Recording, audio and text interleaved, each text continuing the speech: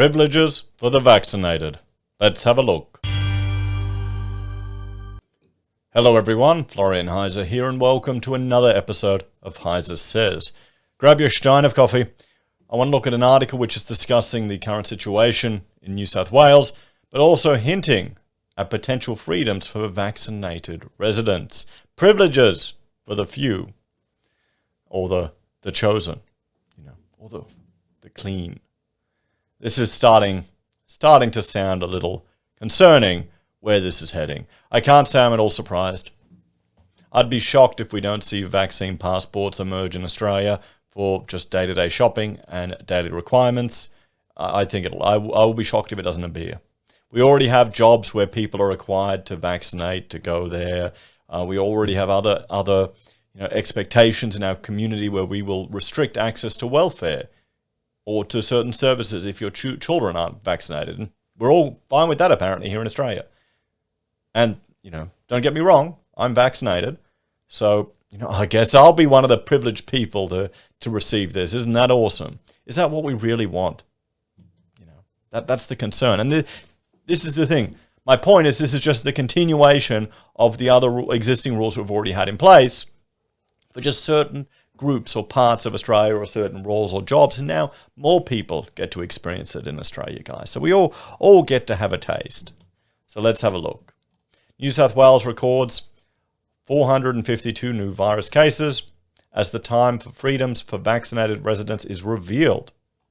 So, New South Wales has recorded 452 new COVID infections and one death as the outbreak continues to wreak havoc across the state. Well, is the outbreak wreaking havoc, or is it the government interventions to try and mitigate the spread of this illness what's actually wreaking havoc? Of the new cases, at least 50 were infectious in the community. New South Wales Premier Gladys Berejiklian said more than 152,000 people got tested before hinting at the fact people who are vaccinated could have some additional freedoms as early as next month. That's why I asked people to make sure they get vaccinated, she said. What do you think? Do you believe her? Let us know in the comments while I have a shot of coffee. There will be opportunities to consider what things we'll be able to offer the community in September and October, which will be our most challenging months, and I just thank the community for the way in which you've responded to date. The Premier referred to the government's target of reaching 6 million vaccines in arms by the end of August. Reaching that target will mean that we can consider opportunities for people who are fully vaccinated in September and October, Ms. Berejiklian said. And I'll be able to convey that as soon as we get closer to August 28th, and as soon as we know where things are at in terms of case numbers and areas of concern. She said the city's west and southwest areas continue to remain the generators of most cases.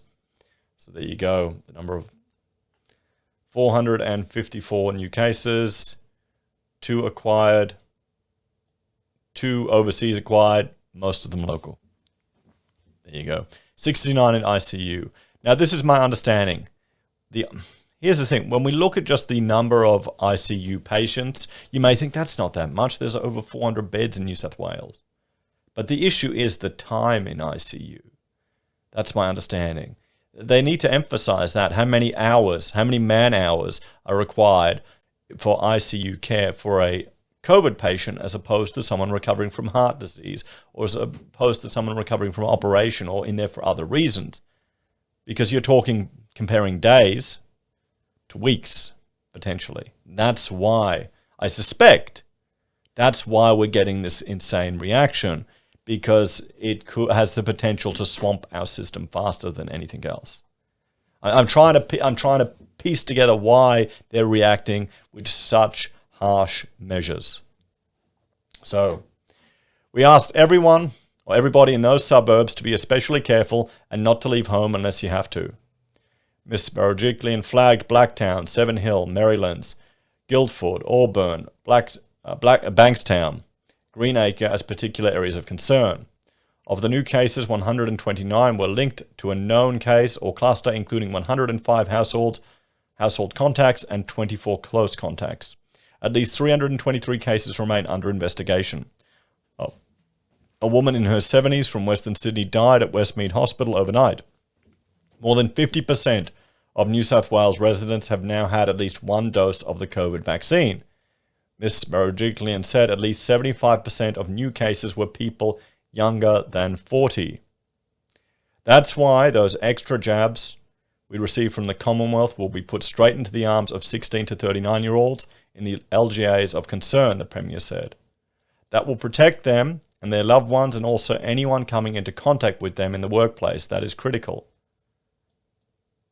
A case was also revealed in Broken Hill, some 1,200 kilometres from Sydney, New South Wales. The Health Minister, Jeremy McUntley, confirmed.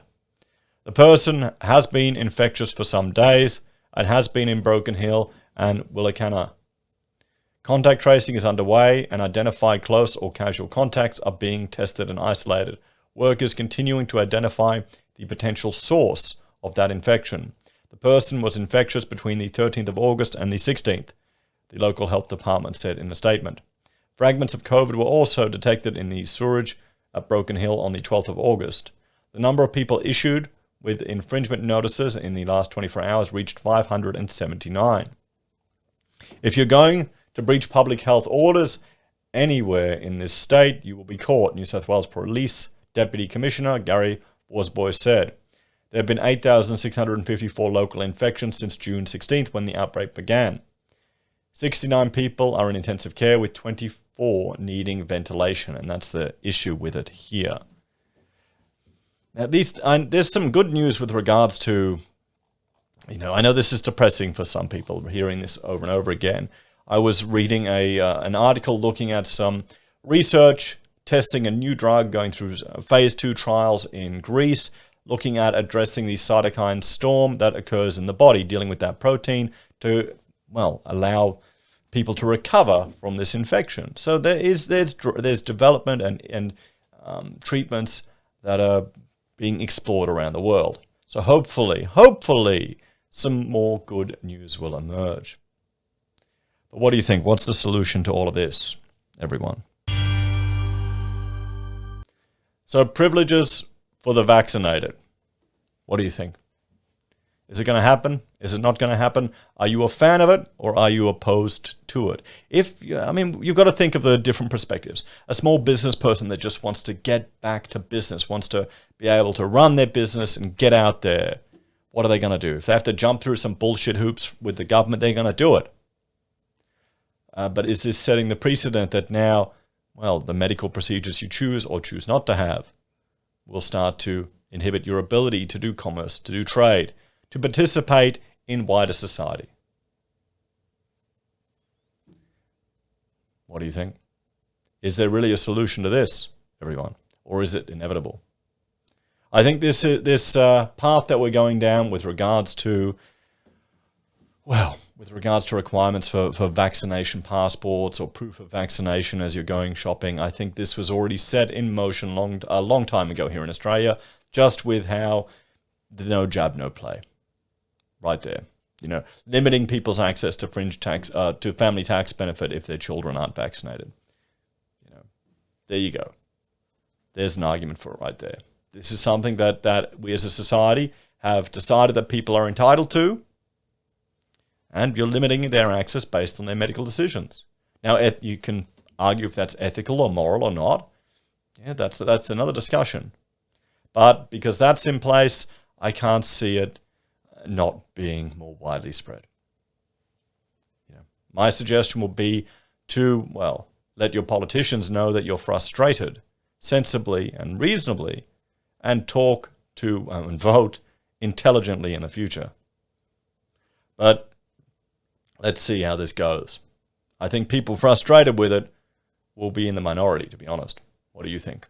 Let me know your thoughts and opinions in this one in the comments down below. If you're a fan of the channel and enjoy the content I create here, there are a few ways you can support us. You can join us on YouTube or Patreon. Sign up for SelfWealth or Stake. Use our affiliate links at Amazon, eBay, Independent Reserve or AussieBroadband. You can buy merch from HeiseSays, use Gold Pass from the Perth Mint, or support us via PayPal. Take care, everyone. Have a great day. I'll see you next time. Bye for now.